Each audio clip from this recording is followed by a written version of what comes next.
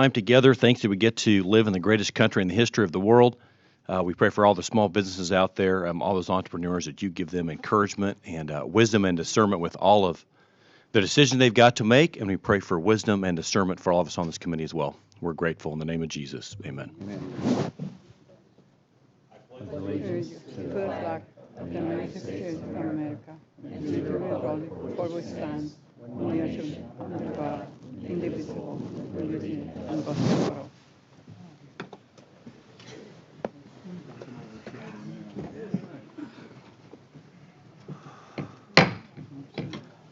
So good morning, everyone, and I now call the Committee on Small Business to order. Without objection, the Chair is authorized to declare the recess of the committee at any time. And we're going to do things a little differently today because we are expecting votes to be called at 10:30. So we will do our best to get through opening statements, introduction, and witness testimony before we recess to go vote. We will reconvene when votes are complete and begin member questions at that time. I now recognize myself for my opening statement. Welcome to today's hearing, which will focus on the SBA's Memorandum of Understanding with the State of Michigan to register voters. I'd like to start off by thanking our witnesses for being here with us today, and your input on these important issues is greatly appreciated. This committee is charged with oversight of the Small Business Administration. This is a responsibility that we do not take lightly, and today we will look into how much this agency has deviated from the core mission of helping Main Street America. The SBA is tasked with aiding, counseling, and protecting the interests of small businesses across our great nation. Instead of fulfilling these goals, the SBA has entangled itself in electioneering activities not only lack a Constitution basis for, but also betray the trust and purpose for which the agency was established.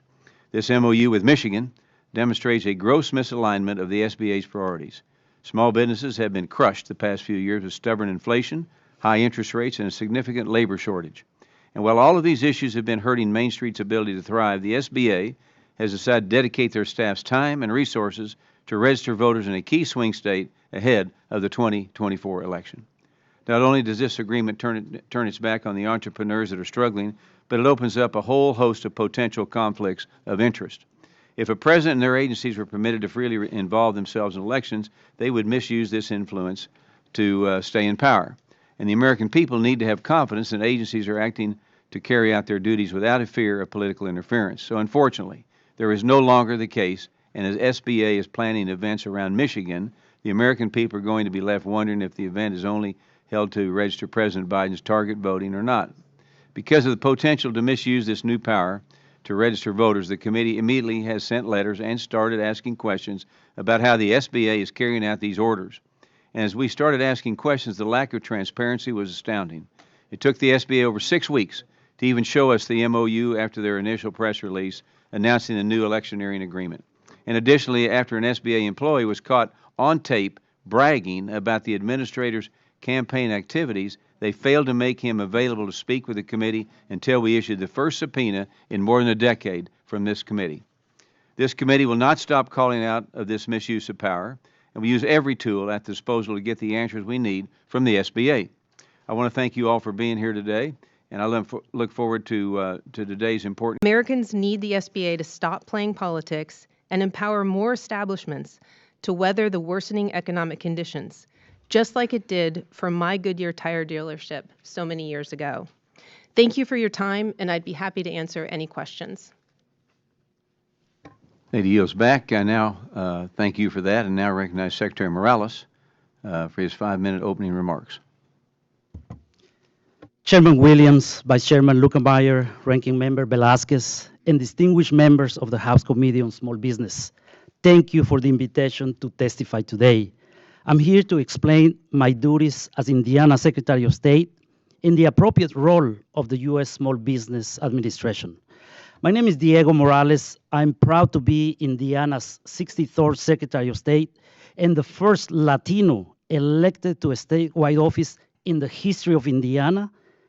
And I'm currently the only immigrant elected Secretary of State in the country. I was born in Guatemala and legally immigrated with my family to America. I know some of you share a similar story of humble beginnings like me. I came here knowing zero English, and I was embraced by the Hoosier State. Later, with a green card in my wallet, I proudly volunteered and served in the U.S. Army and the Indiana National Guard. I have such a deep pride for my state of Indiana and for our country. As Indiana Secretary of State, I oversee 4 divisions. I'm here to talk about 2 of them. I am recognized by Indiana and the federal government as Indiana's Chief Election Officer. It's a title that has significant responsibility to deliver trusted, secure, and efficient elections. Within the first 18 months of my administration, I visited all 92 counties of Indiana. In fact, this year I visited all 92 counties within 3 months. During each county visit, one of my first stops was to meet with the county clerk. Since the start of my administration, I've been committed to increasing voter turnout and participation. My team and I have blanketed the state with voter outreach efforts, encouraging eligible Hoosiers to get registered to vote. We sponsor hundreds of thousands of voter PSAs across Indiana. We have set up registration booths at state and county fairs, schools, parades, and sporting events, even at the Indy 500. I'm constantly visiting our minority communities, encouraging them to register to vote. Every opportunity we can find, we take it. Business services is another division under my office. Recently, Forbes ranked Indiana as one of the best states to start a business. I firmly believe small businesses are the backbone of our Hoosier economy. Before becoming the Secretary of State, I was a small business owner. My office is a constant resource to make sure when an entrepreneur has an idea, that idea becomes a reality. This summer, my office is launching a new business initiative we're calling Right to Start. This initiative will help promising, deserving businesses get up and running with a focus on minority, women, and veteran-owned businesses. Our election divisions and business services divisions are vital to our state. They also operate individually. Pursuant to Indiana law, the NBRA, and frankly, years of litigation, government agencies must be designated by the state as designated voter registration service agencies to lawfully engage in voter registration activities. Indiana has designated and properly trained and properly coordinates with specific federal agencies which provide nutrition, health, housing, and disability services to clients in Indiana. Respectfully, the U.S. Small Business Administration does not provide any of that to Hoosiers. Thus, the SBA is not at either the President's directive or its own initiative eligible to act as voter service agency in Indiana. Voter engagement is important, but small loans are important too. So it looks like the SBA is siphoning resources from one important aspect to use on another. I certainly believe that Small Business Administration's focus on delivering resources designated by Congress is appropriate. Speaking on behalf of the nearly 7 million Hoosiers, our state acknowledges and appreciates federal collaboration when it comes to supporting taxpayer-funded services if there is respect to state and federal legislative directives. Again, thank you for your leadership, and thank you for holding this important hearing. Gentleman yields back. I now recognize Mr. Whitson for 5 minutes. Chairman Williams, Ranking Member Velazquez, and members of the committee, good morning. My name is Stuart Whitson, and I'm the Senior Director of Federal Affairs at the Foundation for Government Accountability. FGA is a nonpartisan, nonprofit organization that seeks to enhance the lives of all Americans by improving welfare, workforce, healthcare, and election integrity policy at both the state and federal levels. Zuckerbucks was an unprecedented voter registration scheme that disproportionately targeted left-leaning jurisdictions in the lead-up to the 2020 presidential election, especially those located in key battleground states, including Michigan. And it worked. The infusion of cash into certain jurisdictions, those that leaned heavily Democratic, drove up voter turnout in blue districts and allowed partisanship to weasel its way into the one part of elections that is supposed to be nonpartisan. Unfortunately, the Biden administration has doubled down on a new similar scheme that is using the same strategy pioneered through Zuckerbucks, but on a new unimaginable scale. As we learned in recent months, the Small Business Administration is playing a critical role in helping to carry out this new scheme. So back in March 2021, President Biden signed Executive Order 14019. The order commands the head of every federal agency to develop a plan to do two things: promote voter registration and promote voter participation. The order also commands all federal agencies to solicit and support, quote, approved third-party organizations to allow them to use federal resources to register and mobilize the voters these groups target. So which groups will receive this special approval? We don't know, because the Biden administration refuses to disclose the list or even the criteria for approval, not only to FGA, but to the dozens of members of Congress who've demanded answers as well. What little we do know is deeply concerning. So this EO is known as Biden Bucks because it is Zuckerbucks on steroids.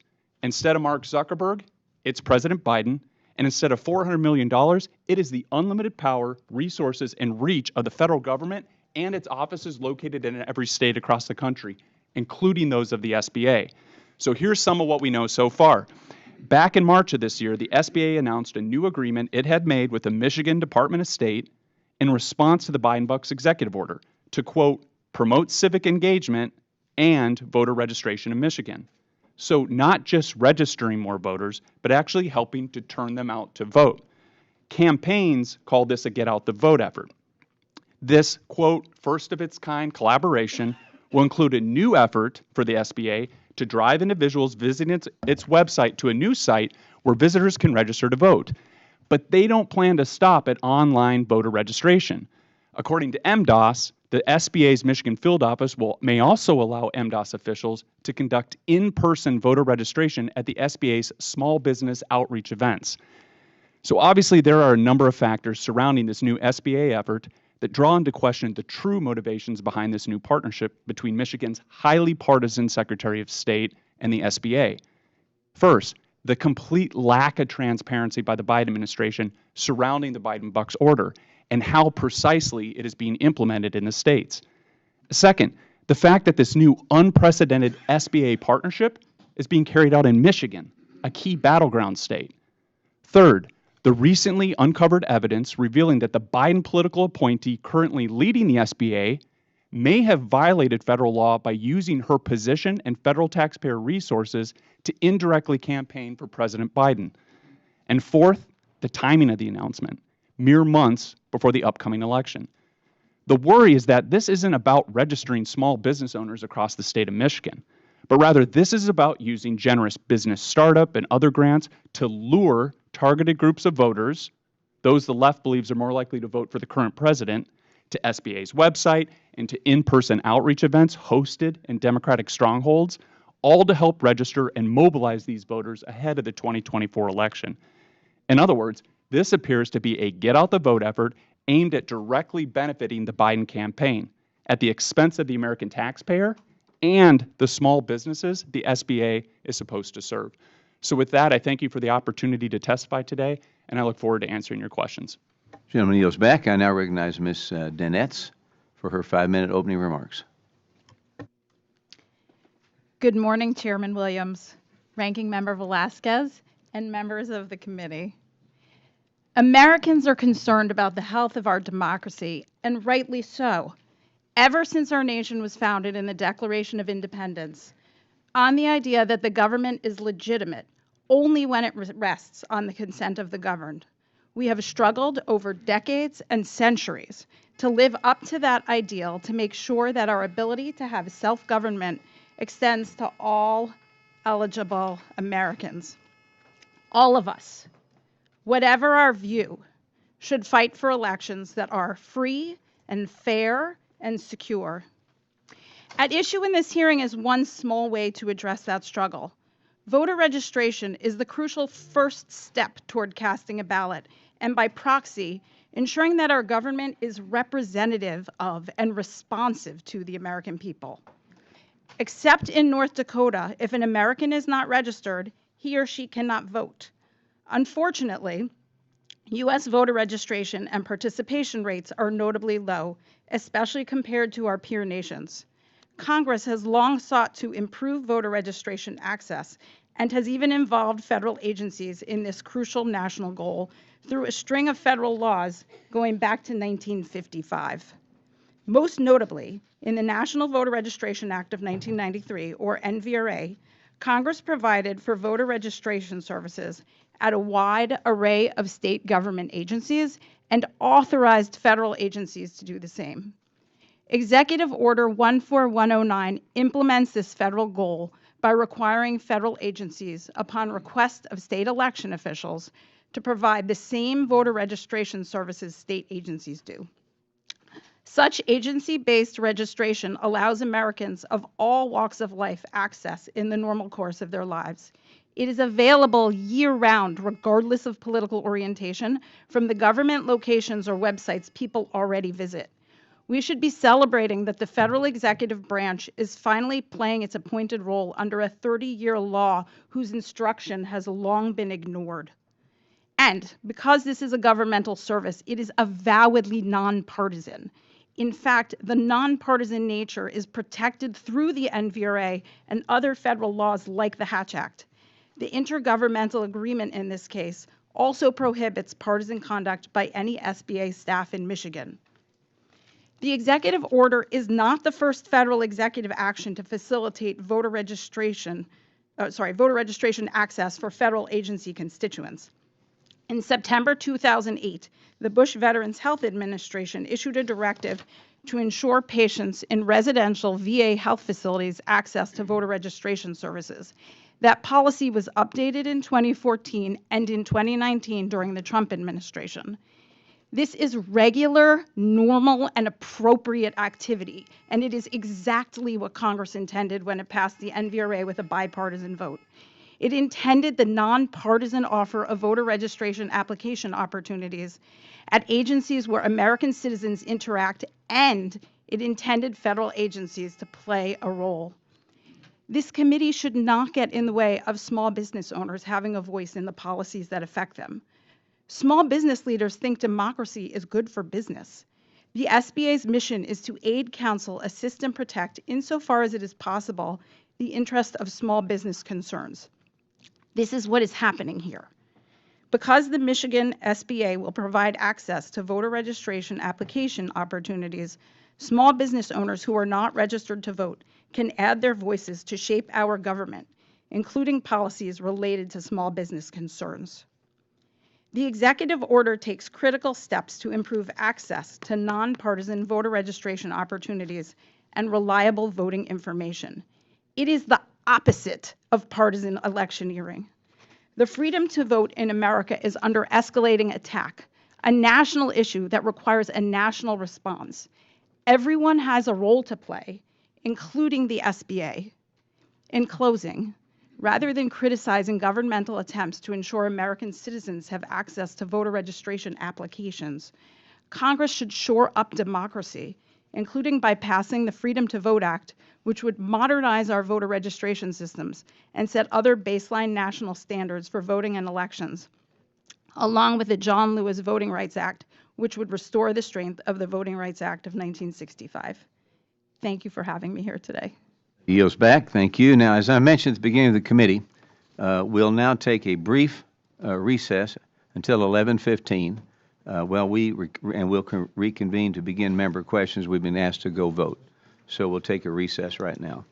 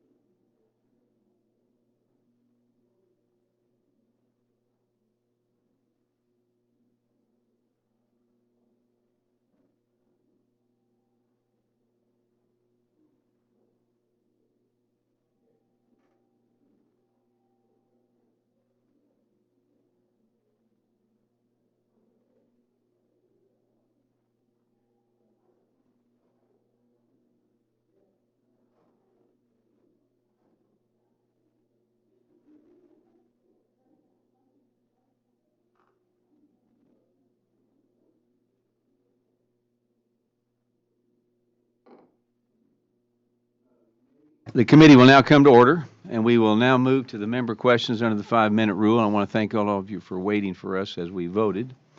I now recognize myself for 5 minutes. The ranking member brought up 4 different things that small businesses need to be focusing on, including access to capital in her opening statement. And yet the SBA and MOU say that this will be training staff to help registered voters. This diversion of resources are exactly why we are here today. The SBA must focus on Main Street issues, not electioneering.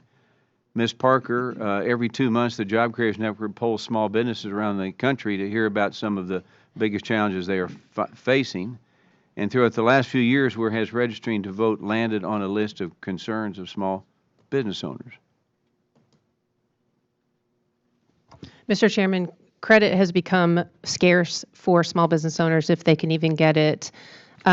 Interest rates are now at a 22-year high, and that has a disproportionate effect on our small businesses, whereas large corporations can obviously go out to capital markets and raise money very easily. Many times small business owners are utilizing loans to even make payroll and buy inventory, and at this point, it's very difficult for them to access credit. But it's more important for them to get that than to be talking about registering to vote, right? They need money, they want access, they want to keep their businesses open.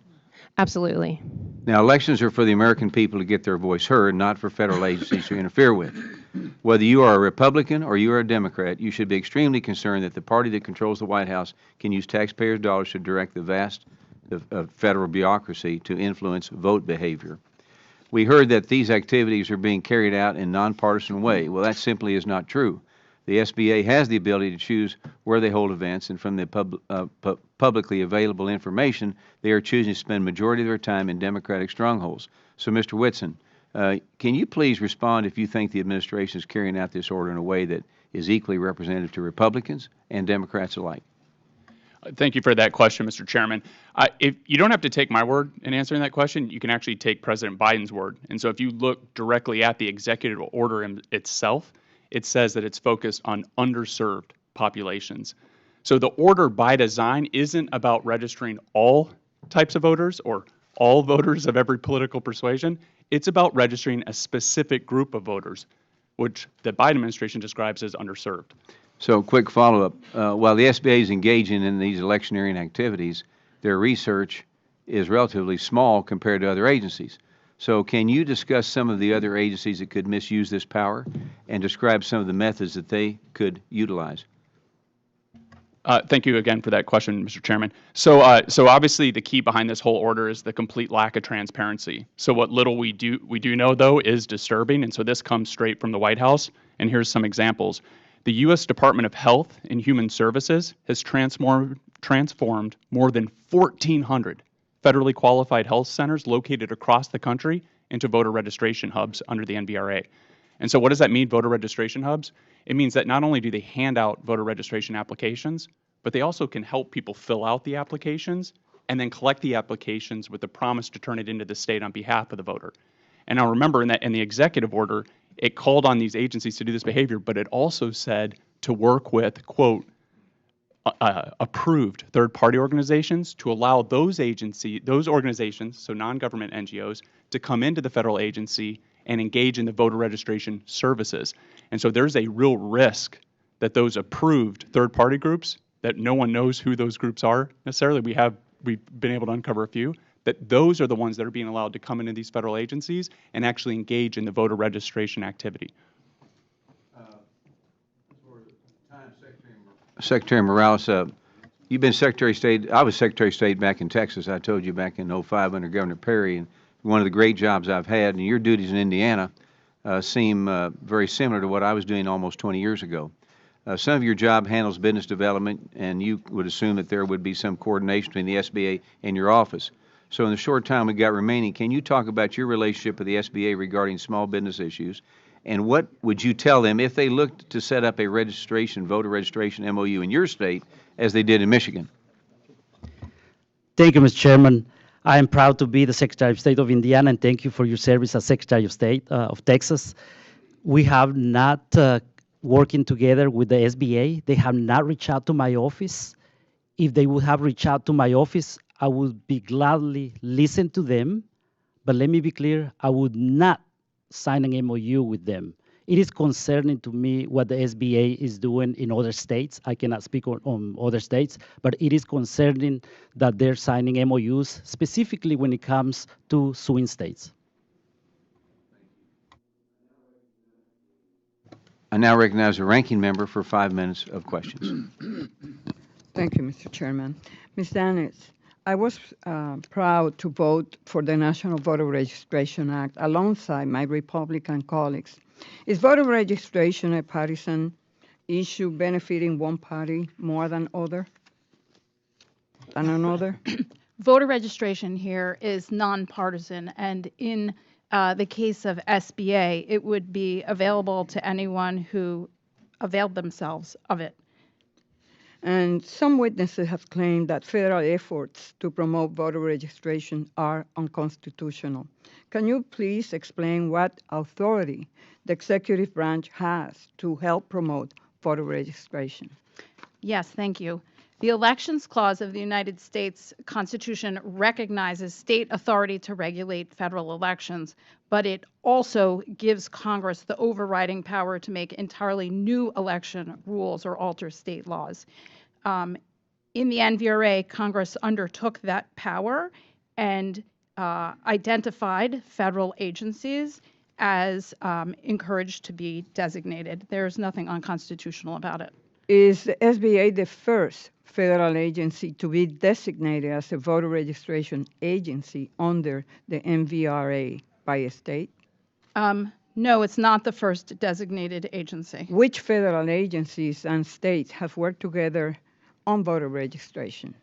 So armed forces recruiting centers have been designated voter registration agencies since 1996 when the law was implemented. There are voter registration agencies on military installations. More recently, Kansas was actually the first to designate a tribal college under the executive order, and there are several more. Were these collaborations started by only Democrats or by both Democrats and Republicans? No, in 2008, the Bush Veterans Health Administration issued a directive requiring their residential facilities to provide access to voter registration assistance for patients. And the MOU between SBA and the state of Michigan explicitly prohibits partisan activities. Could you please share some of those prohibitions with the committee? Sure. The agreement is a direct application of Section 7 of the NVRA, which states that voter registration services shall not seek to influence an applicant's political preference or party registration, display any such political preference or party allegiance. It has some more things. And then the language of the agreement tracks this language. Plus, there are other federal laws like the Hatch Act that apply. And these prohibitions are consistent with prohibitions in the NVRA? Yes. Ms. Dennis, has the SBA or the state of Michigan begun implementing their MOU yet? I do not believe they have. To be clear, the MOU has not gone into effect, and therefore any increases in voter registration in Michigan cannot be attributed to this agreement, correct? That's right. There are lots of reasons that voter registration can increase.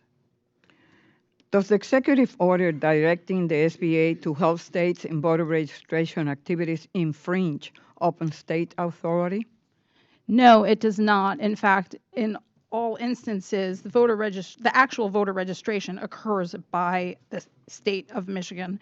In the instance of the URL that's planned, that goes to the Michigan Online Voter Registration System. So let me ask you, under the executive order and MOU, will SBA themselves register any Michiganders to vote? No, they will not. So when we use or reference underserved communities, are we implying Black and Latinos or low-income communities for that effect? I I think that underserved communities means folks who generally have lower voter registration access. That could include those groups. It could include folks from rural communities. It could include a lot of people. A number of witnesses here claim that the SBA has turned its resources away from its core mission. The evidence doesn't support that claim, and let me tell you why. In 2023, the SBA delivered more than $50 billion across capital investment and disaster programs, which includes over $27 billion in 7(a) loans to more than 57,000 small businesses. It also approved $6.4 billion in 504 loans to almost 6,000 borrowers. This year alone, the SBA has approved more than 22,000 7(a) loans under 150,000. That sounds to me like the agency is putting its very limited budget. Ladies' time has expired. And work that meets its core mission. Thank you. I yield back. Lady yields back.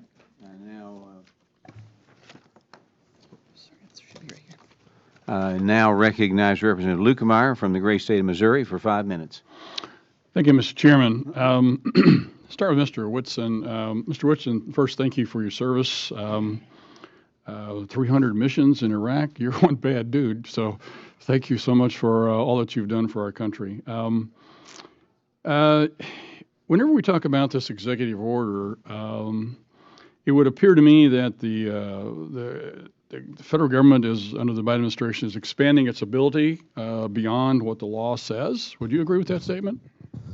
I would. I think Ms. Dance a minute ago said that states have authority over elections generally. There's a few things that from 30,000 feet the federal government has. And then she made the comment that the Congress authorizes some activities. If there's any activities, other election activities that happen, it should be under the authority of Congress, not that of the administration. Would that be correct?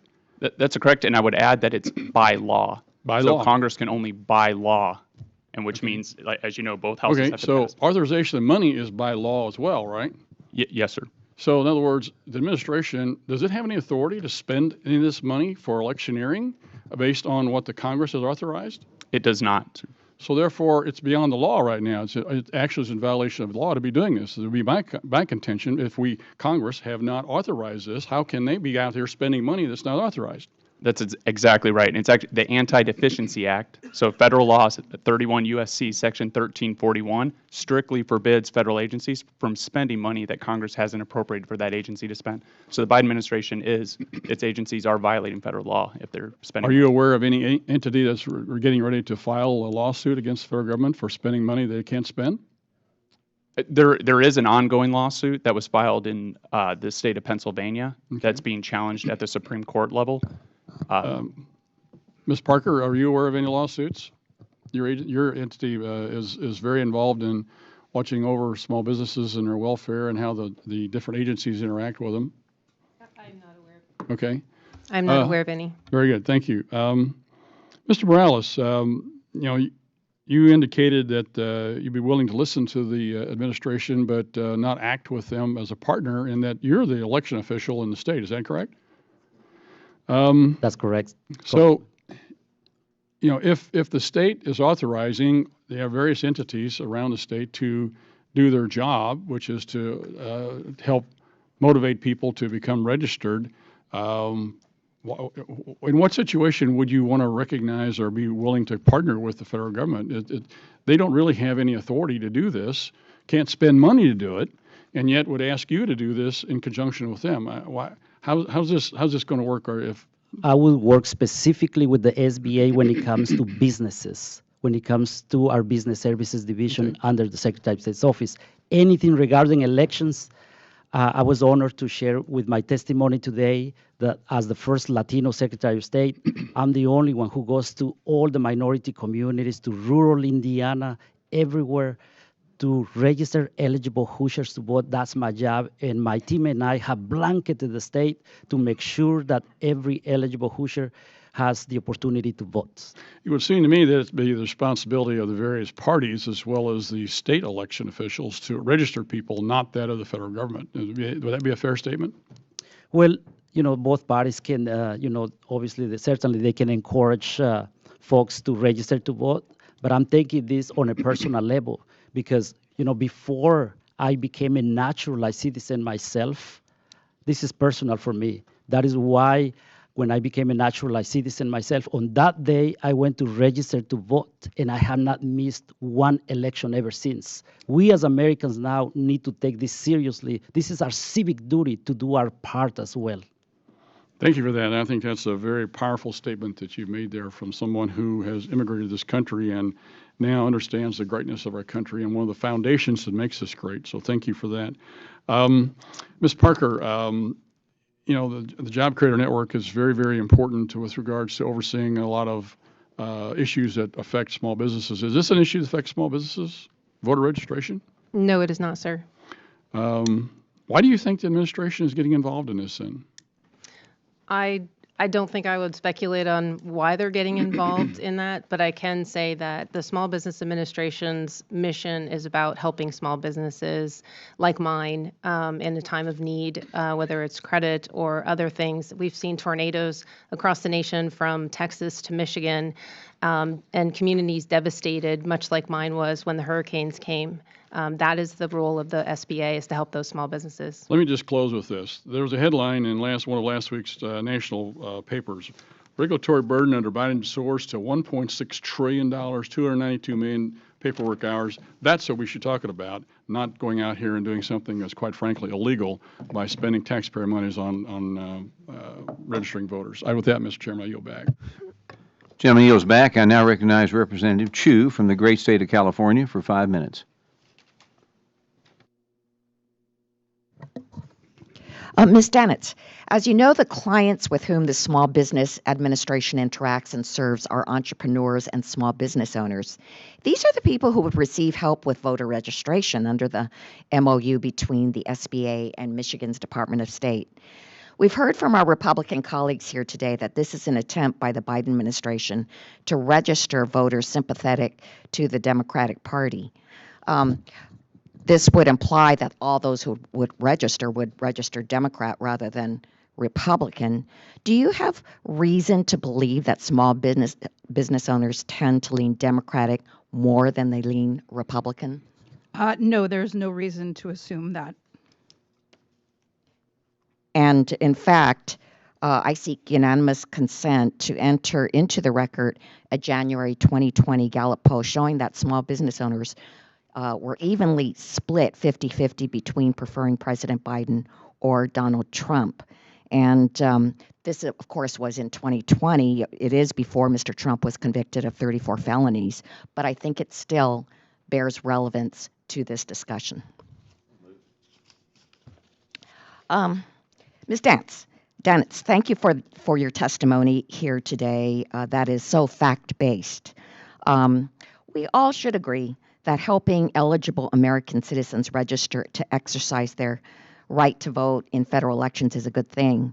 That's why in 1993, Congress passed into law on a bipartisan basis the National Voter Registration Act, or commonly referred to as the Motor Voter Bill, because it mandated that state motor vehicle departments allow Americans to register to vote on their driver's license applications.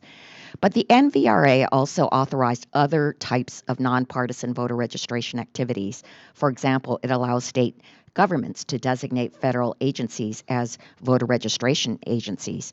So can you discuss the legal foundations for this memorandum of understanding between the Michigan Department of State and the SBA? Most importantly, does this designation break or follow the law? Because those on the other side are implying that this is breaking the law. Does this break or follow the law? Thank you for this question. This is actually a straight application of Section 7 of the NVRA. In addition to the mandatory voter registration agencies, each state must designate one or more additional agencies, and among those, federal agencies can be included with their agreement. That's exactly what happened here, where Michigan designated SBA, SBA agreed to it, and they determined how to implement that. Ms. Dennett, one of the arguments that we've heard repeatedly today is that by signing this MOU between the SBA and Michigan's Department of State, it's directing taxpayer dollars and resources away from small businesses and diverting it from its core mission. Is this true? What activities does the MOU actually entail? What is, most importantly, what is the actual cost of these activities to the SBA, and does it take away from their missions of dispensing loans and so forth? I cannot tell you the exact cost. However, what I can tell you is that Section 12B of the executive order indicates that implementation of it should be dependent on availability of appropriations. In addition, the activities under the agreement are basically that Michigan will develop a URL for use in connection with certain SBA transactions, and then SBA will put a link to vote.gov on some of its like social media and marketing materials. And do people have to be specially trained, as has been implied? There is a training component, but generally that training takes about 15 minutes. Okay, the NVRA also empowers Americans to file complaints if an agency has tried to influence a customer's partisan affiliation or voting preference. What safeguards are in place, and has anyone made such a complaint? So as part of agency registration, people who are applying are given information about how to contact their chief election official if anything inappropriate has happened, and they would generally do so. I'm not aware generally of significant complaints of partisanship in that regard. Thank you. I yield back. Lady yields back. I now recognize Representative Musser from the great state of Pennsylvania for 5 minutes. Thank you, Mr. Chairman, very much.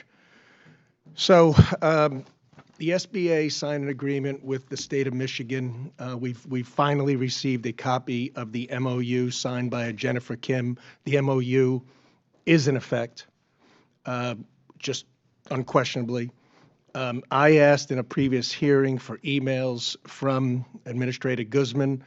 She said yes, she would provide me every correspondence that occurred. Of course, we never received that. We did 2 or 3 weeks ago receive a copy of the MOU after about a month of lawyering up.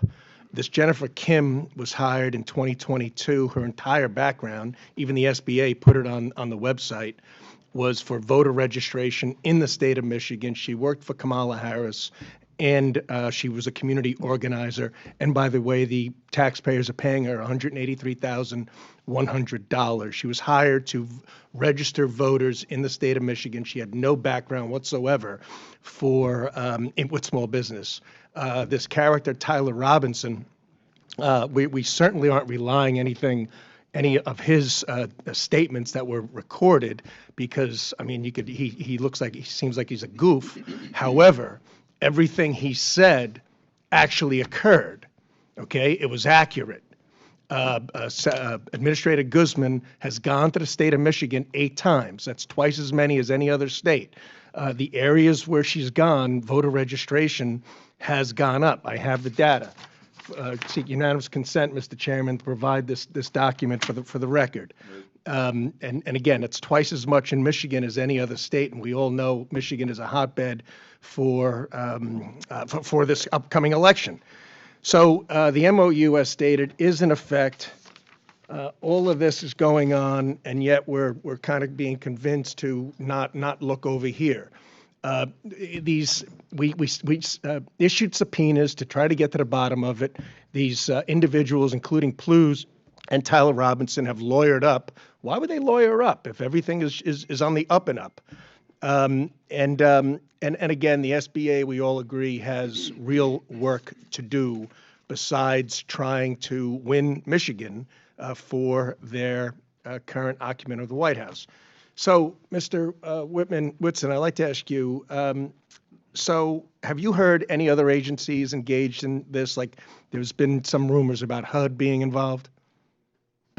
Yes, so I mentioned that Health and Human Services is involved. The Department of Labor is also involved with 2,300 American Job Centers. The U.S. Department of Agriculture is allowing food stamp funds, administrative funds, to be used to pay for voter registration participation services. And the one you just mentioned, sir, HUD, sent guidance to the executive directors of more than 3,000 public housing authorities, managing about 1.2 million housing units, advising them on how to run voter registration drives through public housing agencies. And so federal housing officials also advise the local agencies on how to apply to become, quote, voter registration agency under the National Voter Registration Act, and how to set up drop boxes for ballots on the premises. What laws do you think could be possibly violated here? I mean, so I think there's a few. The first one is the U.S. Constitution and the Administrative Procedure Act. So Article 1, Section 4, Clause 1, times, place, and manner leaves the times, places, and manner of elections to state legislatures with limited oversight. And so controlling how, when, and where registration takes place is the manner. But by the way, when Mr. Robinson made his statements that they would only meet with Democrats, in Michigan that held true. There are, 5 Democrats were met with out of 7 in those 8 trips. Never was a Republican invited. And in her trip to Pennsylvania, 4 trips to Pennsylvania, also a swing state, she certainly never invited me or any Republicans that I'm aware of. So moving along, the voter registration efforts under this MOU primarily are targeting Democrat voters in Michigan. Why do you think that is, Mr. Whitson? Well, I think it's because it's a key battleground state, and I think the reasons you've mentioned too as well. You have key people from that state, and so it's a place where you don't need a lot of votes to make a big impact. So is this unethical or illegal in your view? It is both, in my view. Okay. Ms. Denitz, you think this sounds kosher?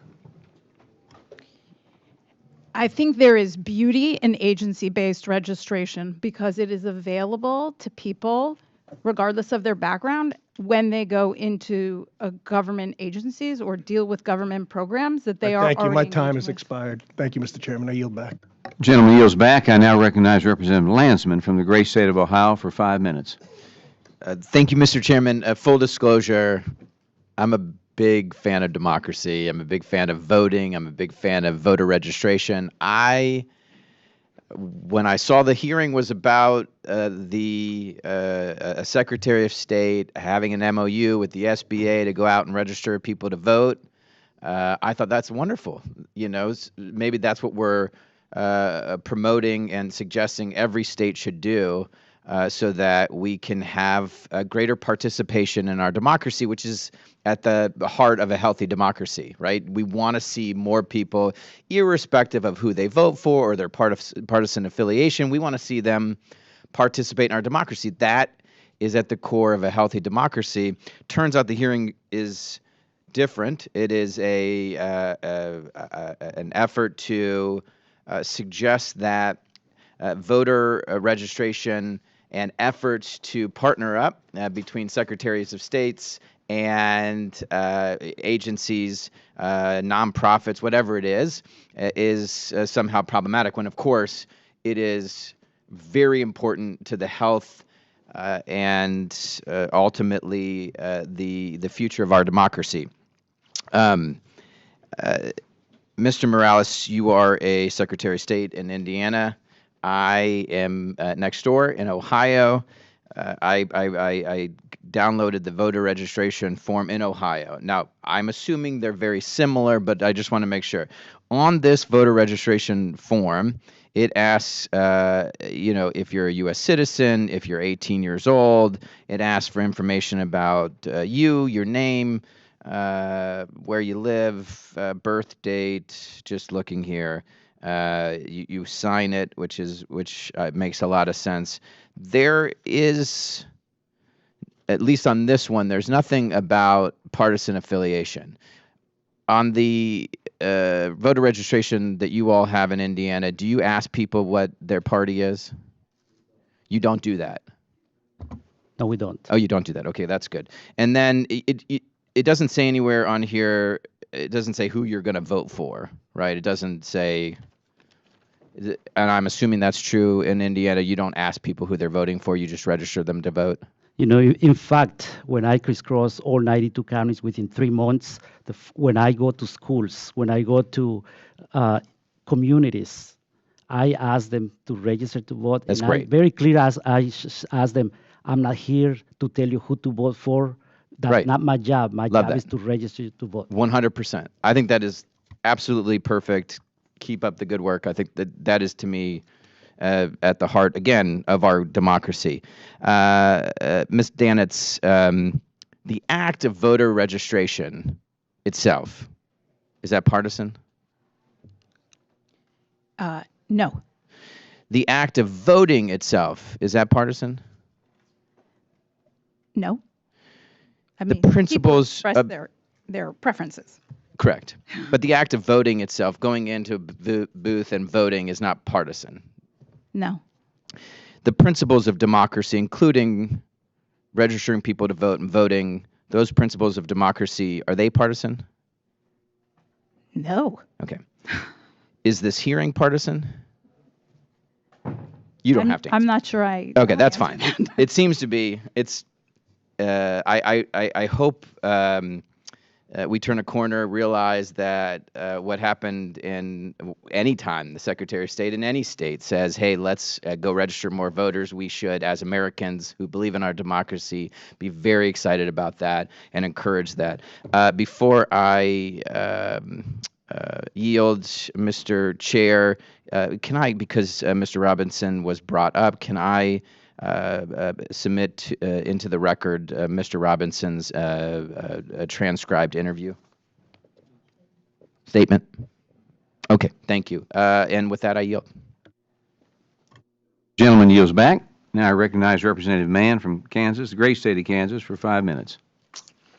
Thank you, Mr. Chairman, for having this hearing, and thank you all for being here today. I'm Tracy Mann. I represent the Big First District of Kansas, which is 60 primarily rural counties in the western and central part of my state. I can tell you that the good people in my district have absolutely no interest in the federal government being used to further President Biden's reelection bid. Frankly, it's absurd that we even need to have this hearing today in the first place.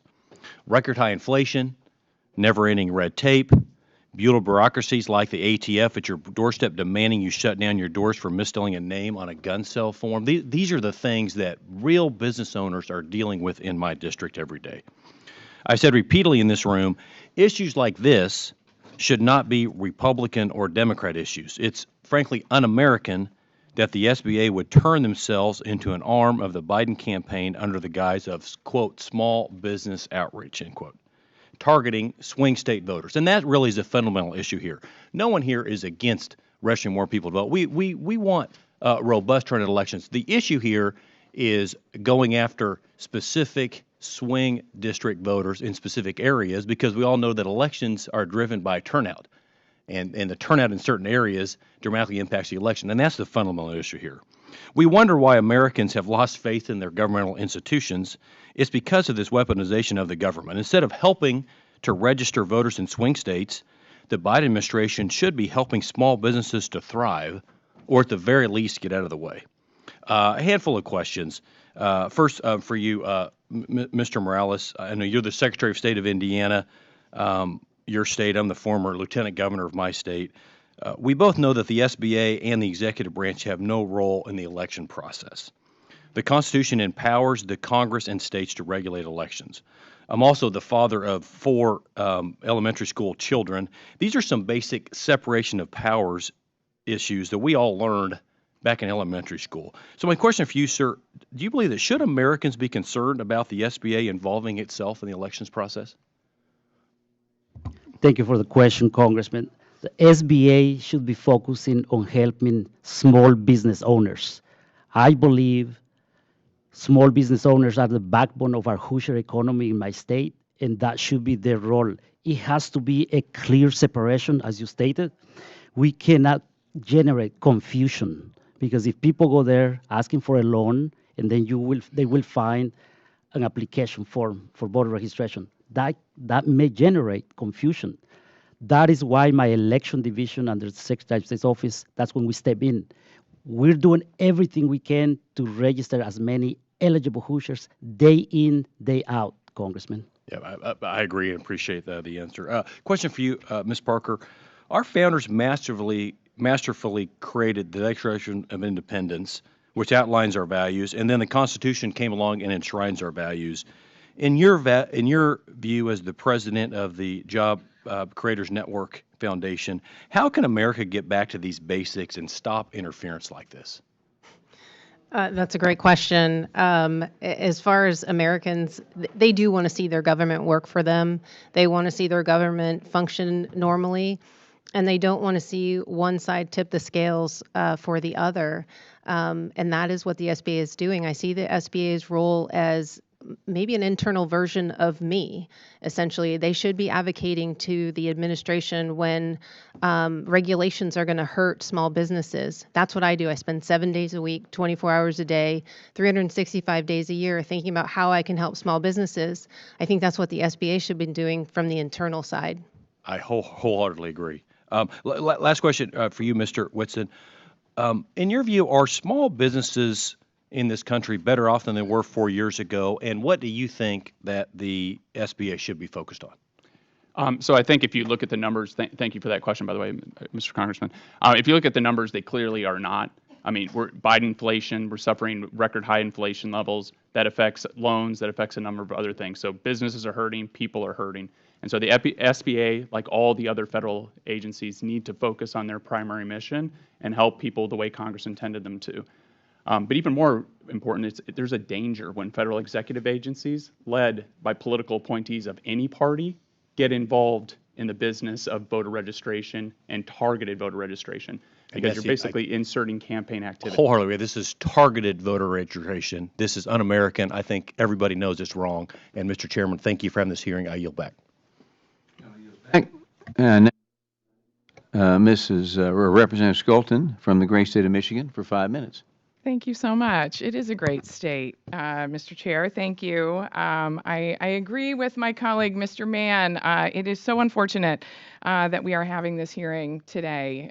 There are so many other deeply important things that we should be spending the taxpayers' dollars on today discussing.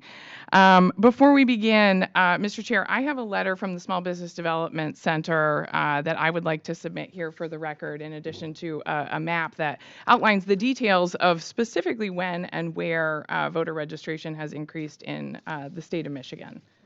Thank you. I want to start out today, Secretary Morales, thank you so much for being here today, sir. You have such an impressive resume and background, but just to get this into the record, just to clarify, you are the Secretary of State for Indiana, correct? That's correct, the great state of Indiana. Okay, not for Michigan, correct? Not for Michigan. Okay. So and I clearly stated I'm you don't not here to have speak on behalf of firsthand knowledge of the implementation of any memorandum of understanding between the SBA and the state of Michigan. Is that correct? I don't, but it's concerning to me. Do you have? No. The question is just, do you have firsthand knowledge of that? I don't. You do not. Okay. All right. Thank you, sir. For Ms. Parker, you mentioned in your opening remarks that the SBA has, quote, become an arm of the Biden 2024 campaign, and that you wanted the SBA to, quote, return to its normal duties. Do you have any information confirming this program in effect today? Just what I've seen reported. Okay, so you don't have any firsthand knowledge of the program as it is in effect today. How many resources have been deployed? Do you know how many? I do not. You not? Okay. So on what facts are you basing the allegations that the SBA has become an arm of the Biden campaign if you don't have facts and knowledge about that? The reporting that I've seen is that the SBA is going into specific areas of Michigan and doing targeted voter registration. It's not in the mission of the SBA to do that at all. And as a former business owner, I understand all of the challenges that small businesses face. Have you verified those facts? I've seen them reported in the media. Is the memorandum of understanding even in effect? Is it even being implemented? I don't know the answer to that right now. What I've seen reported is what the memorandum states. You don't know if this is even in effect yet. And it is my understanding, as we've heard today, it is not in effect yet. It requires still an additional executive order by the governor. And yet you have said that the SBA has abandoned its duties for a memorandum that isn't even in effect yet? Well, I believe that the goal is to put it into effect because that's why it was written. But when you said that you wanted the SBA to return to its duties, what is that based on? How has it turned away if this memorandum is not even in effect yet, ma'am? That is the goal of the memorandum, and if they're going to move forward with that, then But it has not yet happened. that is what you say, yes. You disagree? I don't have knowledge. You don't What I know, have is but the yet you report. testified to the fact that it has. But you're admitting now that you don't know. The Is that spirit of correct? the memorandum is to go into targeted areas of Michigan and register voters, and that's problematic as a small business advocate. But you don't. But you don't know. Is what you're telling me about the implementation of this memorandum currently? What I know is what's been publicly reported. Okay, but that contradicts what you are saying today about you not knowing that this has been implemented, contradicts what you were saying about turning away, the SBA turning back to its core mission. I don't believe it does because the spirit of the memo says that they're going to. We can So- turn away from that for now, ma'am. Your testimony is contradicting itself here. I have one more question. For Mr. Whitson, you mentioned in your testimony that the Biden administration is violating federal law by spending money on this program in Michigan. How much money has the federal government spent on this program already? That's the problem. We don't know. And even the members of Congress can't say that amount. How can the Biden administration spend money on this program when it's not even implemented yet? Well, so creating the MOU itself costs money. People had to sit down. We don't know the exact price, but members of the SBA had to sit down and waste hours and use taxpayer money to sit and engage and go back and forth on an MOU. And so that costs the taxpayer money just creating this piece of paper. To your knowledge, has the SBA implemented this program yet in Michigan? That's I don't know. No one knows. But yet you're here today testifying about a program saying that it has completely violated the Constitution when you don't even know that this program is in effect. And in fact, it is not. My time is up. I yield back.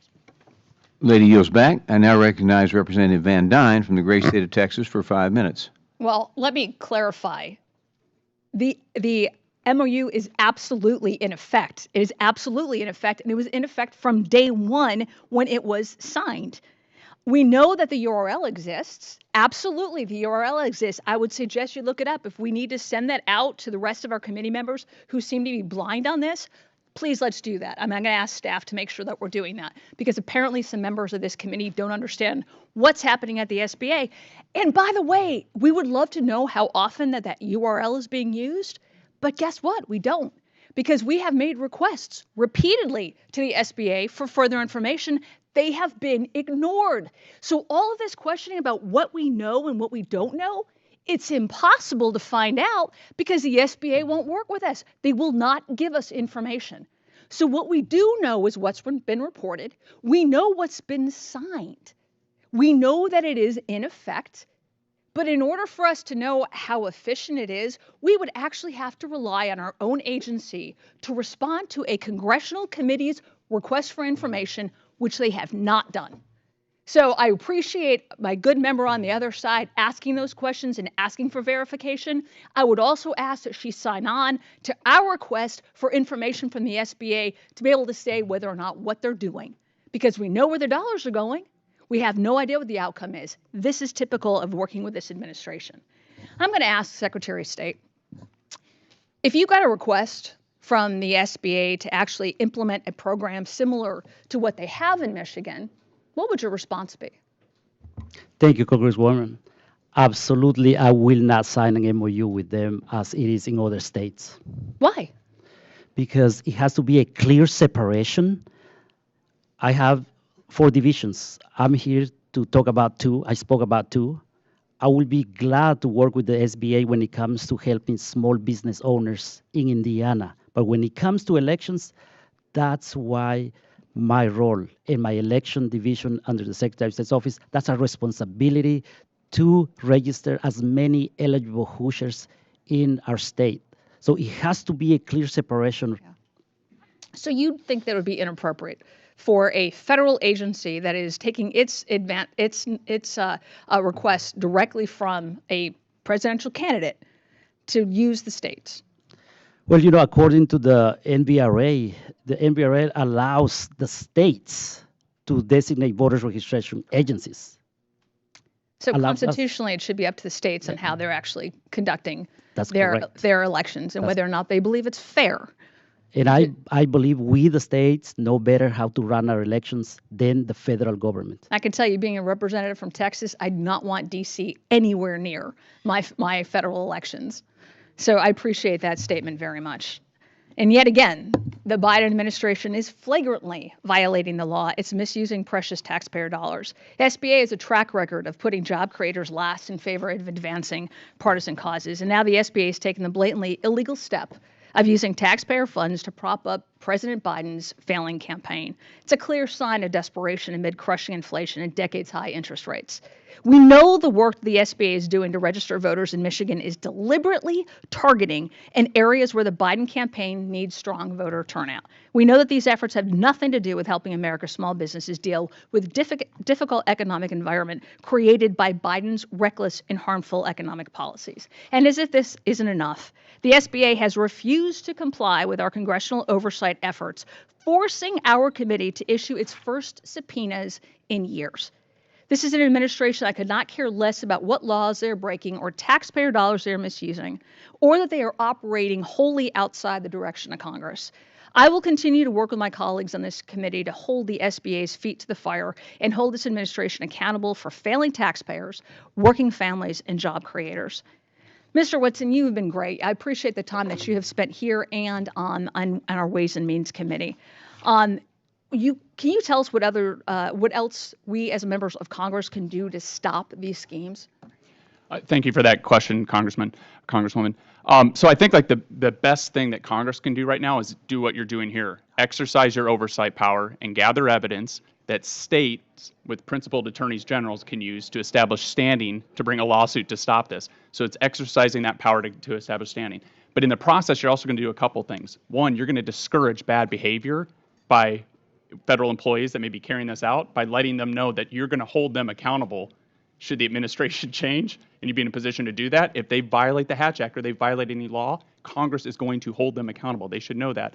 And then the other thing they should know is whistleblowers. So the good, principled members of SBA and other agencies should know they have a friend in Congress, and they should come forward under whistleblower protection and explain specifically, answer all the questions that we don't have answers to. Those federal employees may be able to do that for us. Mr. Chairman, I'd like to just put into record the URL that has been denied that actually exists. It's michigan.gov/USSBA. So moved.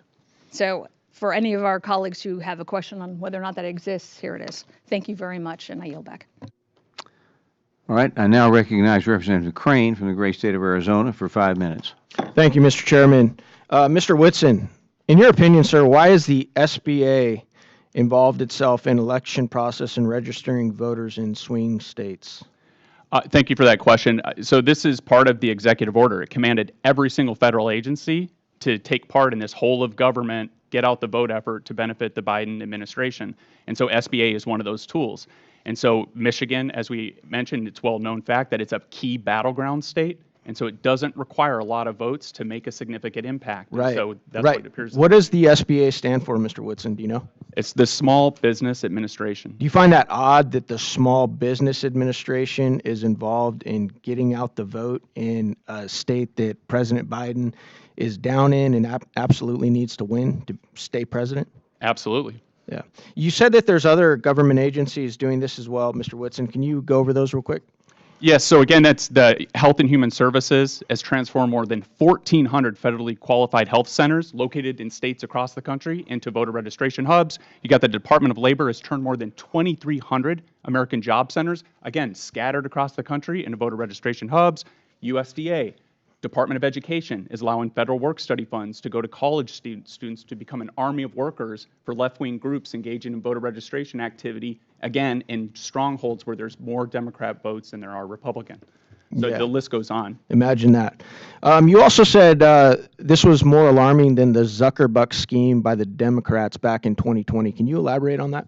Yeah, so I think that scheme offers the perfect illustrative example of what's going on here. And so Zuckerbuck's people could look at it on the surface and say, this looks funny, but it was only until after the election when we could go in, FGA went in, and we got the exact numbers of where money went, which counties and what amounts, that we could have the proof.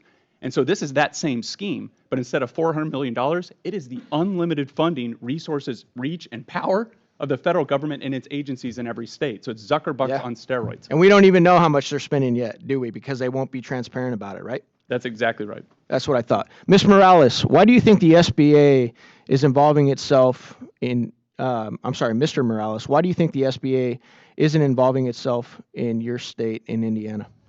Well, they're not involving Indiana. I wish they have come to my state and talked to me. Like I said, I would love to work with them when it comes specifically with businesses, helping our Hoosier business. Yeah, they seem to have forgotten that that's their main focus. But I'll tell you, sir, the reason they're not involving themselves in your state is because I checked, and your state is a Republican plus like 11 state. So it's a Republican state. That's why they're not. You're not a swing state. That's why they're not involving themselves there. Do you believe this is election interference, Miss Elaine Parker? I do believe it's election interference when you're going into a targeted area of state to register people for election. But again, I believe that the SBA should be focused on the small business and advocating for small businesses within the administration. There's a regulatory onslaught that's happening against our small businesses, disproportionately hurts them, and that's what the SBA should be focused on, is protecting their interests. Absolutely. We've got rising inflation, right? Overregulation, real disposable income down 7.5%, 21% increase in credit card interest rates.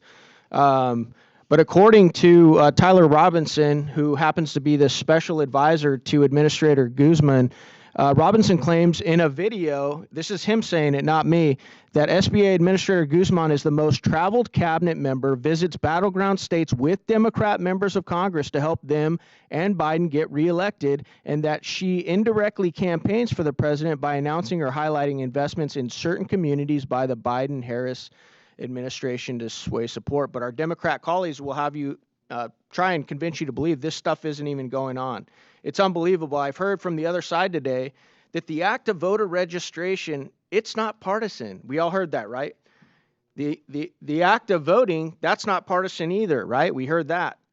Well, is it when you're targeting blue Democrat-run cities, counties, municipalities? Is that partisan? What do you think, Mr.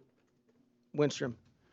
It absolutely is. And so it's what campaigns do, right? Campaigns engage in get out the vote efforts, and they don't try to get out the vote of every kind of voter. They try to get out the vote of the voters that will put them in office. And so that's the problem, is now the federal executive branch is engaging this. A federal executive branch led by a member of one political party is using that apparatus to engage in a get out the vote scheme. Yeah, and imagine that. And we hear it from the other side about, oh, this is undermining democracy and bipartisanship. Are you kidding me? You guys just tried to put your number one political opponent, President Trump, in jail, right? That's what you're trying to do right now. And now this. And it's just a couple different things. We're not buying any of it, okay? I yield back, Mr. Chairman. Gentleman yields back. I now recognize Representative Salazar from the great state of Florida for 5 minutes. Thank you, Mr. Chairman, and thank you to the witnesses. I want to ask, I'm sure that I'm going to be repeating some of the same statements that we have been hearing before, but I want to hear from Mrs. Danitz. Thank you, Mrs. Danitz, for being here. Why do you think Michigan and not Florida? I represent District 27, South Florida. Why do you think that the SBA made this agreement with the federal government, with the state of Michigan? Why Michigan and not Florida? Because the state officials in Florida have not approached SBA relating to designation, as in Indiana. What about Ohio or Mississippi or any other state that is not considered blue or necessary to win for President Biden? Again, the White House's statements makes clear that SBA would be willing to be designated in any state where a state official makes that designation. So because voter registration, the mechanics remain with the state, it is up to the state official of each state to approach SBA and make a designation. All right. And I'm sure for everything that you have heard here during this hearing, that the optics of this program is pretty dubious. The optics are just, and I'm going to give you just a few facts, so then I want to hear your opinion. Michigan is the only state, right? Coincidentally. After 1 week after this agreement between the state of Michigan and SBA, all of a sudden the White House announces that it's going to establish 15 campaign field offices across the state. Optics are not really clear there. Michigan is a swing state. Michigan has polls from every corner of the political spectrum saying that President Biden is down. The evidence, circumstantial evidence, optics, whatever you want to call it, is pointing that the Biden administration is using taxpayers' money. That's illegal, to increase their chances of winning re-election. That's very illegal. So I just want to ask your opinion. You are an advisor, you are a consultant. What do you say to the optics that I just narrated? Michigan is not the only state that has designated a federal agency.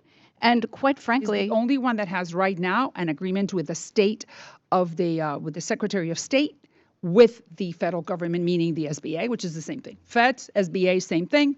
State of Michigan.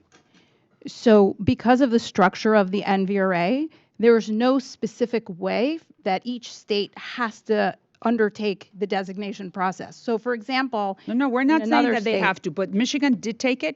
15 field offices were opened, and that's why I'm saying the optics. Don't you see something wrong with what we're saying? What I see is that there are agencies designated in states across the country, and this hearing is focusing on Michigan because of the SBA. How many other states have the same type of agreement between a federal agency, meaning the SBA, in order to, like you said, 30 years ago, this program started to promote and to go to the business owners and say, hey, let's don't even talk about what you need right now. If you need to buy computers or you need a small loan, let me help you register to vote.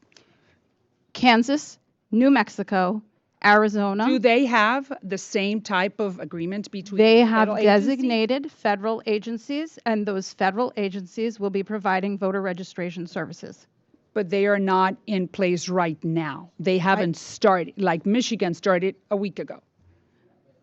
I am unaware whether they have been implemented yet. So I go back to, so you're trying to give me just a little detail. I'm saying the whole optics. Don't you see what we are seeing? I am personally thrilled that agency-based registration is expanding across the country to provide nonpartisan voluntary voter registration services to Americans. Stop right there, nonpartisan. How do we know that if this is an initiative from the Biden administration in a state that is a swing state, how do we know or not know that the members of the SBA, Mrs. Guzman, we know that she's an advocate for the president, is really going to give the opportunity to that person that wants to register Republican? Congresswoman, I am actually thrilled you asked me this question, so thank you very much. There are many layers of protection to ensure nonpartisanship. Time has expired. You never answered the question, madam. I now recognize Representative Malloy from Utah for 5 minutes. Thank you, Mr. Chairman. We've heard a lot of condescending, sarcastic comments today about how important it is to register voters. And so I just want to make sure that I underline that I think we all agree that it's important that we register voters, that people can vote legally in elections. But what we're talking about here today is the proper role of government. We're talking about governments playing the role they're intended to play, both between the federal government and state governments, so states run elections, and the best election security we have in this country is the states run their own elections. We don't want them federalized. And then within the federal government, we have proper roles for agencies. And we're here, this is a small business committee, we're here talking about the Small Business Administration, and it's not part of the Small Business Administration's role to register voters. It's the Small Business Administration's role to help small businesses. And we've had hearings recently with the Inspector General and the Government Accountability Office talking about how the SBA is not passing muster when it comes to helping small businesses. So it's an agency that has a mission. It's not succeeding very well at that mission. And we're talking about accountability. The SBA is not doing a great job of being accountable for helping small businesses. And now they want to take on another role, which is registering voters. And so I want to go back to you, Ms. Parker, when you were testifying, you quoted the SBA's mission. Would you mind just repeating that? Sure. Sorry, I'll give you a second to find it in your notes. Thank you, Congresswoman. The SBA's mission is to, and I quote, aid, counsel, assist, and protect insofar as is possible the interests of small business concerns, end quote. Thank you. So they're supposed to aid and protect small business concerns. And we've had testimony, I know you weren't here, so I'm just going to tell you. We've had testimony in front of this committee that they're not passing their audits at doing that job. And now we're here talking about how they're trying to take on a new job, and it just doesn't pass the red face test.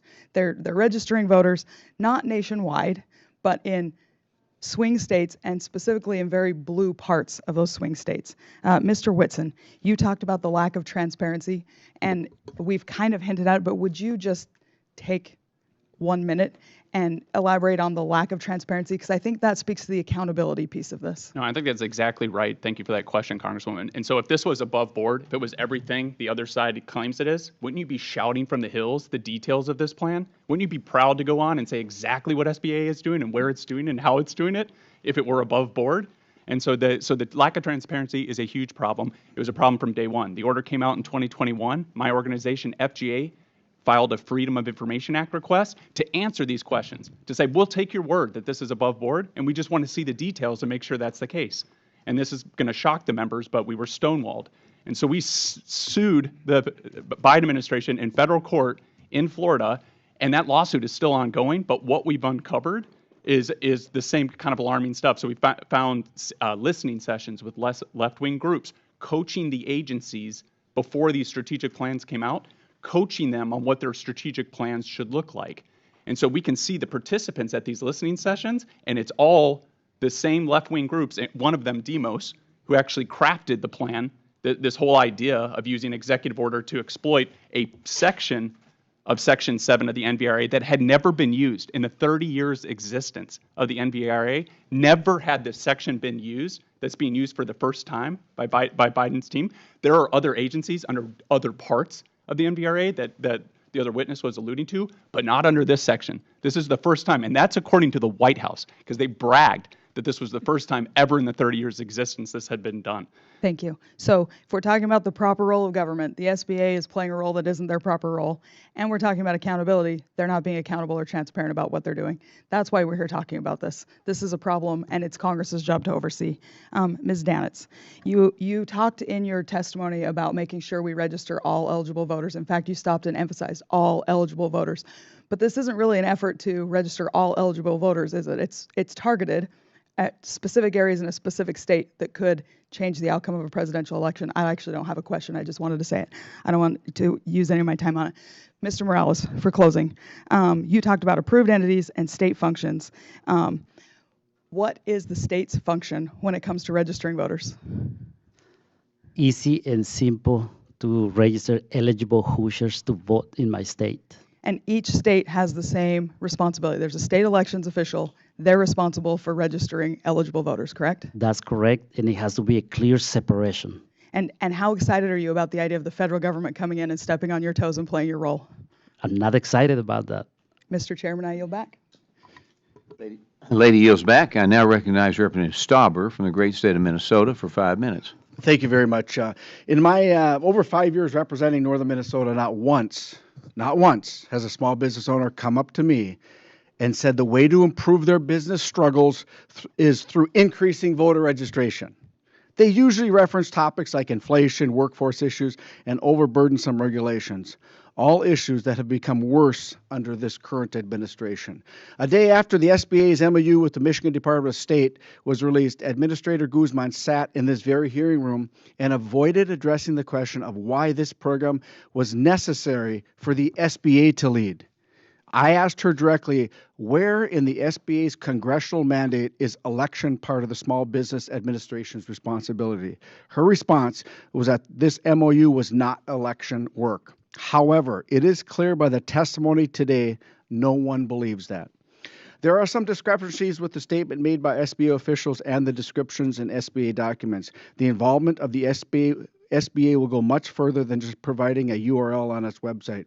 The SBA also agreed to provide voter registration training to all SBA personnel conducting activities under the MOU, assist voters in completing voter registration applications, and create data security protocols for handling data from the URL. Mr. Whitson, are there constitutional concerns as to why the federal government should refrain from participating in the elections process? Thank you for that question, Mr. Congressman. So yes, of course there are. So under the elections clause that we point out, Article 1, Section 4, Clause 1, but also under the Administrative Procedure Act as a federal law forbids federal agencies from acting outside of the scope of the power delegated to them by Congress, and also outside of the scope of the Constitution. So it's violating the Administrative Procedure Act as well. And so why do you think the first state selected by Joe Biden's Small Business Administration to implement this MOU was the state of Michigan? Well, I think it's clear it's because it's a key battleground state, and there's strong allies in that state that were willing to form this agreement with them. So if they truly wanted to help small businesses like they say, they would have gone into the Upper Peninsula of Michigan, where per capita there are more small businesses in the Upper Peninsula. But you know what? That's red country. That's Republicans up there. This is clearly for political purposes, and it's unconscionable that the American people our taxpayer money is going towards this. Ms. Danetz, as I discussed, roughly 91% of Michigan voters are registered to vote, with small businesses owners more likely to vote than the general population. If the purpose of the executive order is to register voters on a nonpartisan basis, why didn't the SBA enter into an MOU with states that have lower voter registrations than Michigan, which is at 91%? Again, as I said earlier to another Congress member's question,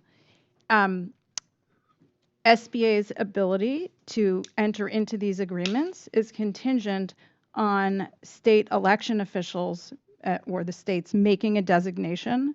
In December of 2021, the Biden administration made clear that SBA was available for designation, and I imagine Michigan was the only state that stepped forward. Through our investigation, this committee has uncovered that a majority of SBA events have occurred in the southern portion of Michigan, mainly in Democratic strongholds. That's crystal clear to the American people. Mrs. Parker, to the best of your knowledge, is this the region of Michigan with the largest percentages of small businesses? I don't know the answer to that in the state of Michigan. Where does voter registration rank on concerns from small business owners?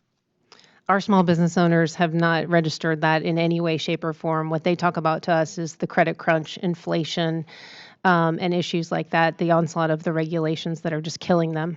So the small businesses haven't come to you and said, we need to register more voters, the owners of those small businesses. What they're talking about is inflation, workforce issues, burdensome regulations.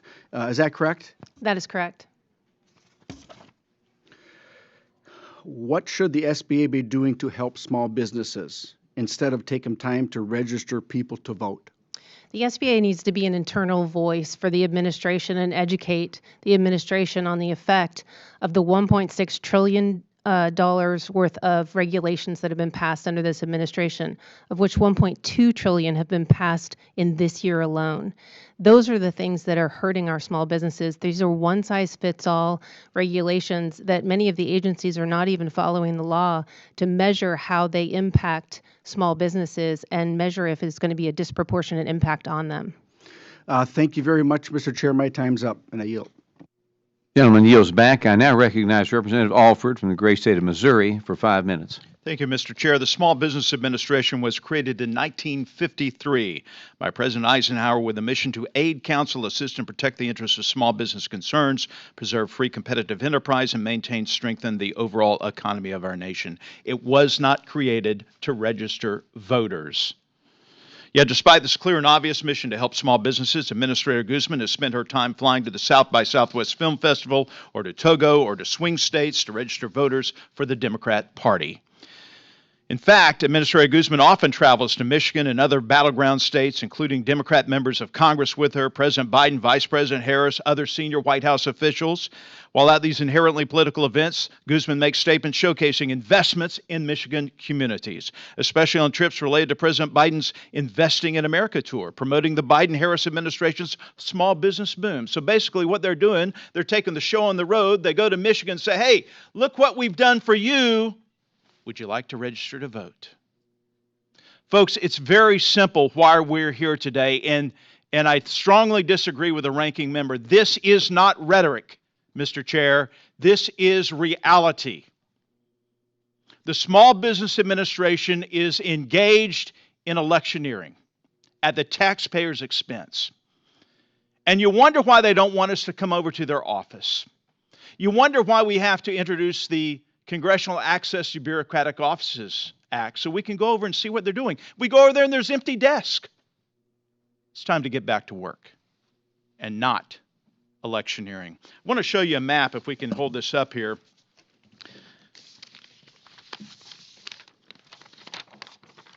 Let's get this on camera. There we go. So this is a map of Michigan.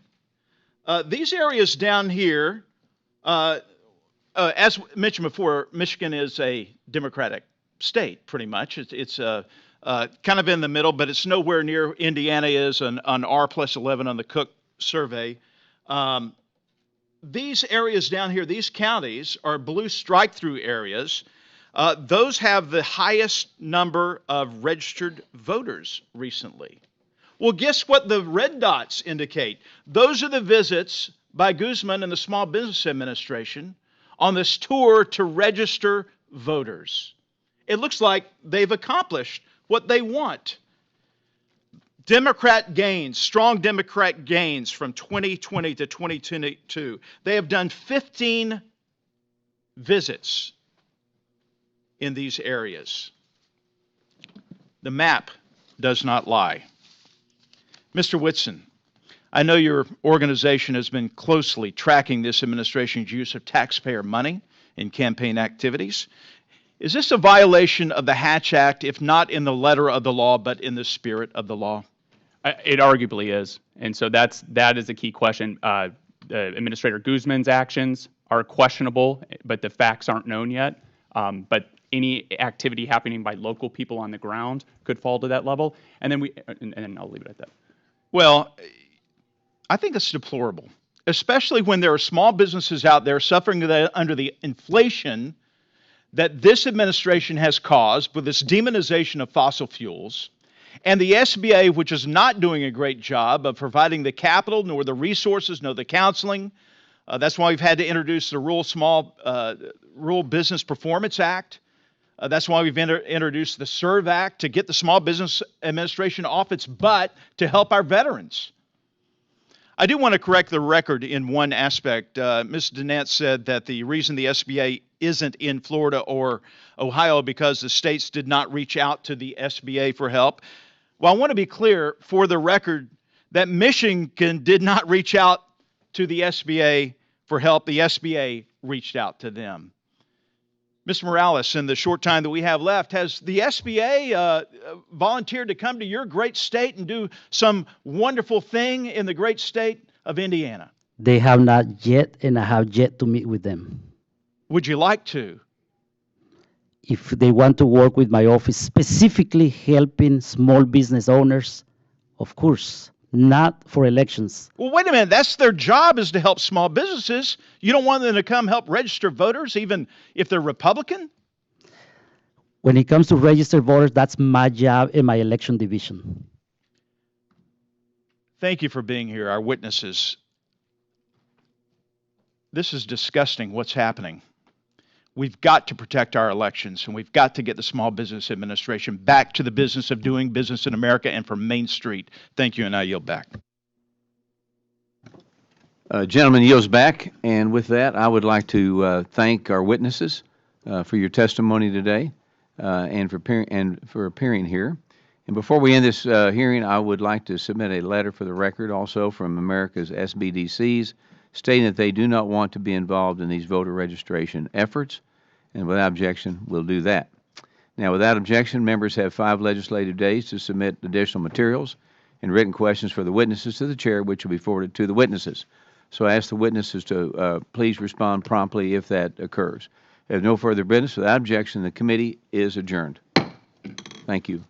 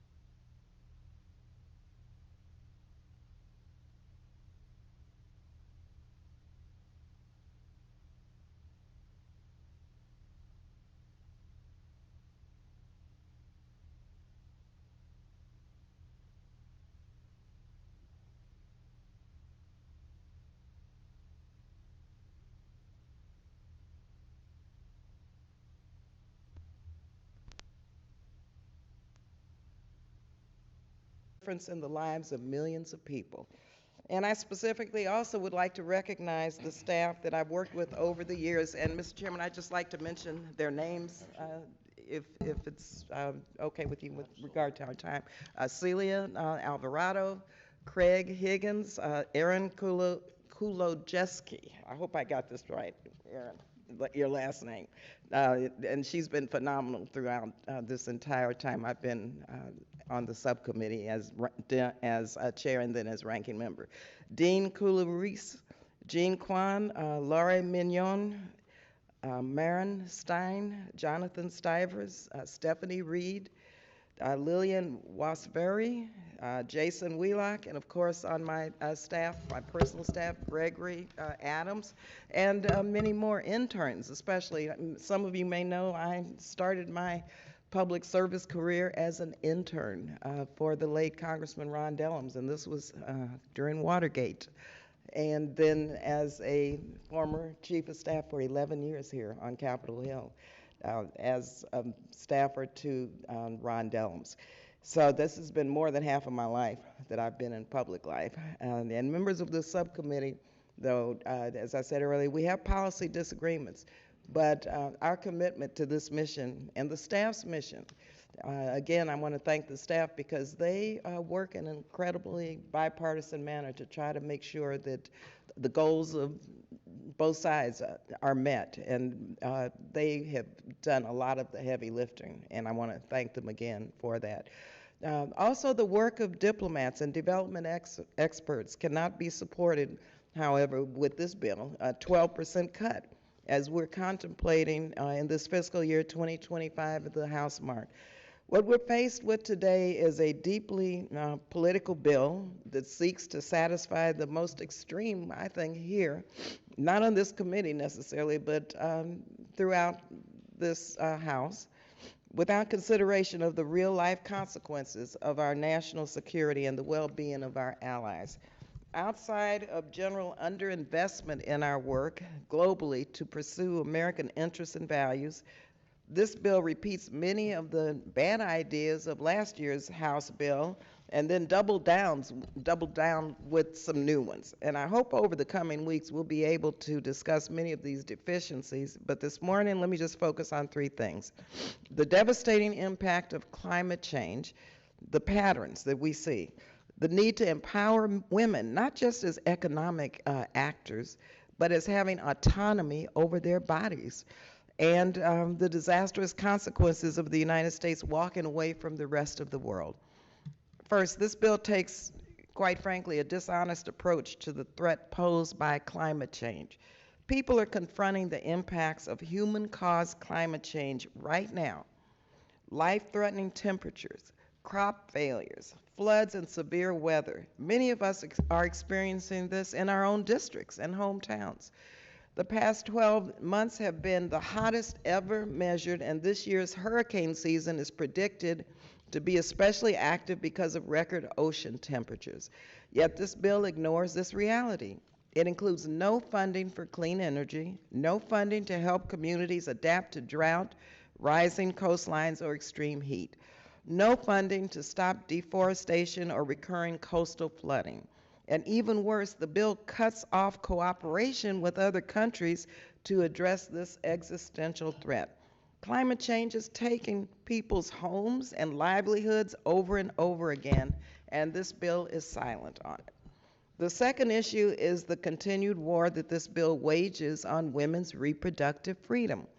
218 million women still do not have access to the tools needed to decide when and how to have a baby, and hundreds of thousands die in childbirth.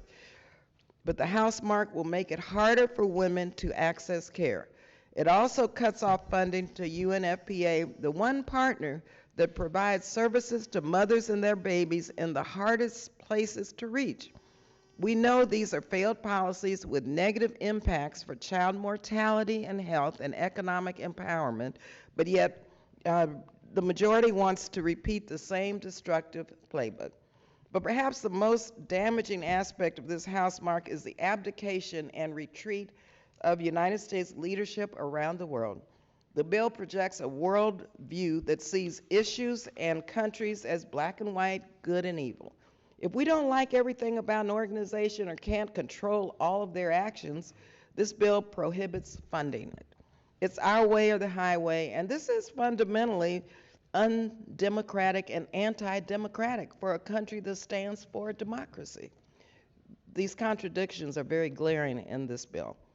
This is not how the world works, and it is this approach that is causing the United States to become increasingly isolated. Instead of listening to partners and addressing concerns together, this mark forces the U.S. to go it alone and reject any country with a different perspective or point of views. It rejects burden sharing and dialogue. Perhaps telling the largest increases in this bill is foreign military financing, and it zeroes out the United Nations while outright prohibiting a half dozen United Nations bodies. The message of this bill is more weapons and less cooperation. Today's House mark would have severe consequences for United States leadership, our ability to work with others on shared challenges, and our long-term national security. The world is full of threats that don't respect borders, from climate change to pandemics to assertive dictators. We can't stick our head in the sand and hope it will all go away. And so it's been a tremendous honor to lead this subcommittee as chair and now as ranking member, but I will depart this committee deeply concerned that our policies are leading us in the wrong direction and leaving the United States alone on the global stage. Democrats will not support a bill if it means turning our backs to the world's most vulnerable women or the looming threat of climate change and destruction. And I take some solace, though, in knowing that the final appropriations bills need bicameral and bipartisan support, which is not reflective in this current draft. So I look forward to improving this bill, as it would be disastrous to go forward as currently written and gives our adversaries an even larger opening. We talk about countering Chinese and Russian influence. Well, this bill gives our adversaries an even larger opening to fill the void in global leadership. And I look forward to working with the chairman to try to make sure that we close these gaps. Thank you again, and I yield. Thank you, distinguished ranking member. Now it's an honor to recognize the distinguished chairman of the full committee, Mr. Cole, for his remarks. Thank you very much, Chairman Diaz-Balart, and thank you to the Ranking Member Lee and Ranking Member of the full committee, DeLauro, and to all the members of the subcommittee for being with us this morning. The United States has long been a world leader in global cooperation and stability. Our work on today's fiscal year 2025 State, Foreign Operations, and Related Programs Appropriations Bill continues that posture. The bill prioritizes funding that supports our national security and interests. We ensure that Americans are safer at home and abroad without compromising fiscal responsibility. The legislation makes clear that we will not retreat from the cause of freedom. It confronts the growing creep of hostile regimes by countering Communist China's influence in the Indo-Pacific region and intimidation of Taiwan and our other partners in the area. It also reaffirms our steadfast support for Israel as they face a life and death struggle against vicious and evil terrorists. Further, the measure supports important religious freedom programs abroad and maintains long-standing bipartisan pro-life protections, such as preserving the Mexico City policy and prohibiting funds for the United Nations Population Fund. Robust oversight and accountability of taxpayer dollars are also prioritized. This includes restricting President Biden's ability to redirect funds to wasteful climate programs that harm energy security and economic development in our country and around the world. I thank Chairman Diaz-Balart, Ranking Member Lee, and the majority and minority staff for their hard work. I look forward to consideration of this bill, which reflects a commitment to freedom and democracy. With that, Mr. Chairman, I yield back. Thank you, Chairman Cole. Now it's also a pleasure to recognize the distinguished ranking member of the full committee, Ms. DeLauro, for her remarks. You're recognized. Thank you so much, Mr. Chairman. And I want to thank you and the ranking member and Chairman Cole for holding the markup and for the work on this bill. And I too would like to thank the majority and the minority staff. There is no way to describe the amount of work that these young people put into this effort so that we can conduct the business of our government. Barbara, I didn't reflect that this would, on the fact that this would be your last subcommittee markup at SFOPS. But as I listened to you read through the mission and the content of the State Foreign Operations Bill, it essentially reflects your commitment and your dedication to a just society, not just here in the United States, but worldwide. It also reflects your views about how we need to extend U.S. leadership, U.S. values in the world. And no one holds a candle to you on your focus on children and on women and on minorities. And that really is, to quote all of our kids and grandkids, is awesome. So thank you. We thank you very, very much. And please understand and know that you will be missed and your voice will be missed. And thank you for never being afraid to stand up for what you believe in and to speak out about it. So thanks so much. Once again, today we are marking up a state and a foreign operations bill that resurrects the doomed isolationism of the early 20th century. Just a few months ago, after Democrats and Republicans voted for final bipartisan 2024 funding bills, the majority proposes that we decimate the state and foreign operations bill with a 12% cut from where we were just have been in March. Let's take stock for a moment. Around the globe, America's adversaries threaten the peace and the prosperity of the free world. Wars in the Middle East and Europe and humanitarian crises on nearly every continent call for American leadership. And not since the Cold War have our diplomatic influence and soft power been more critical to keeping Americans safe. Yet, House Republicans have proposed a bill that would diminish America's world leadership and obstruct our ability to support our allies, deter our adversaries, surpass our competitors, wage our influence, and to continue leading the free world. We must lead the free world. America is still the indispensable nation for any serious global action. But whether we are talking about our diplomatic strength, economic investments, or humanitarian assistance, this bill unravels the hard-fought credibility and influence we have earned to be a global leader. This bill threatens our national security, it threatens women's health globally, it hampers our response to the climate crisis, it undermines our diplomatic corps by underfunding the State Department and USAID, and completely blocks support for the United Nations Relief and Works Agency, leaving behind some of the most vulnerable people facing the most unthinkable humanitarian disasters around the world. The majority is yet again diminishing the global standing of the United States, what we stand for and what our values are, for our own people and for people around the world who look to America, the world's largest economy and oldest constitutional democracy, for inspiration and for hope. This bill abdicates U.S. leadership in the United Nations and other multilateral and international institutions by not including any funding for the UN regular budget, the UN Development Program, UN Women, and UNICEF. When it comes to international cooperation, withdrawing from these organizations allows our competitors and our adversaries to take our place, replace our influence. And by shortchanging USAID at a time when a historic number of people are facing conflict and instability, we are abandoning the most vulnerable people in the world and failing to live up to America's ideals.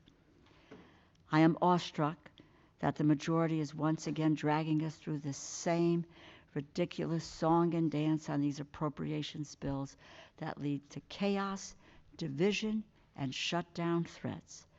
As I said throughout last year and as we proved together this spring, final spending bills will be the product of negotiations between Democrats and Republicans in the House and the Senate.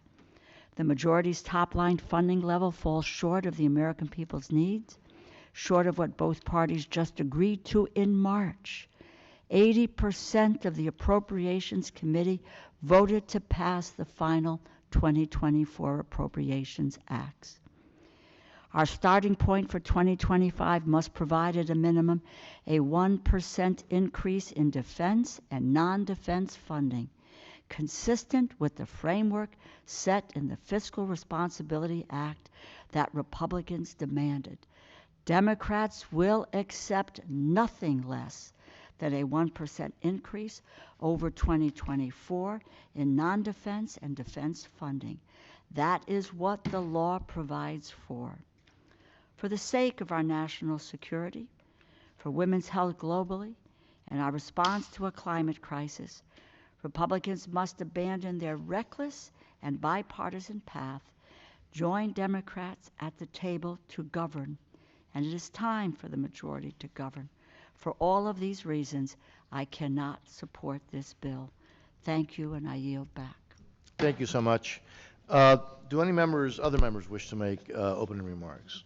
Yes, Dean of the House, you recognize her. I just wanted to join the chorus of members of this subcommittee toward you, Mr. Chairman, and your cohorts for putting together a great bill.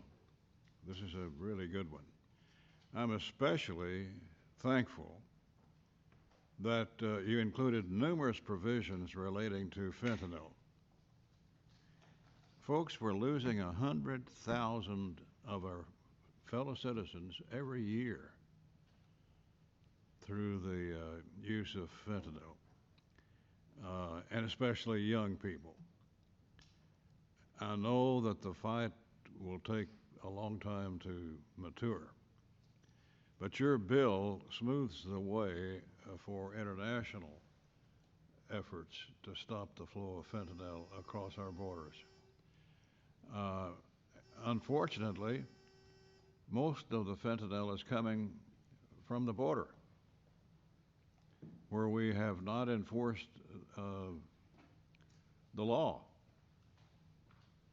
on keeping fentanyl from our young people. It's the border. And for gosh sakes, that's pretty simple. And your bill is an effort to stem the flow. And I thank you for it. Congratulations. Yes, gentleman from Florida. Thanks. I want to thank all our leaders, some more dramatic than others. But Barbara, thank you so much, Representative Lee, for all your years of service. Just quickly about this bill. It's sort of a heartbreaking bill for me because I really like parts of it, as I'm sure the chair knows. I'm very appreciative of the support for Israel, and there are other items in here that are very good, but I'm very concerned about what this bill does to women in the